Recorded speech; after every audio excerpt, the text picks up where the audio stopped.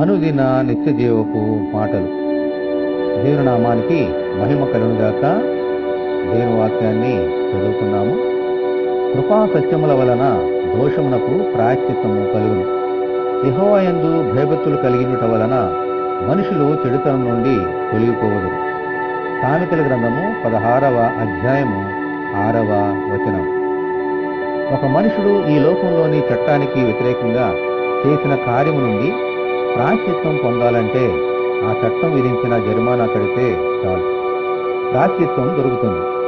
అయితే ఒక మనుషుడు దేవుని చట్టానికి వ్యతిరేకంగా కార్యం చేస్తే తాను బ్రతినంత కాలము ప్రాయశ్చిత్తం చేసుకోలేడు.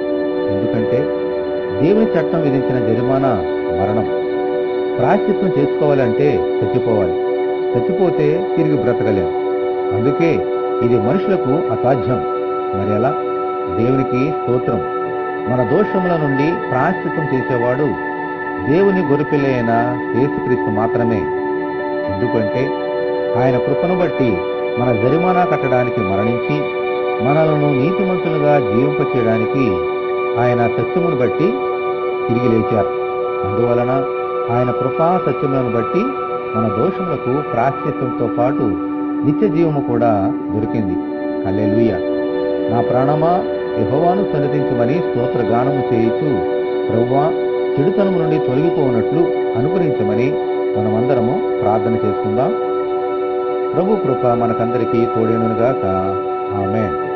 పరిశుద్ధ దేవుని మందిరం.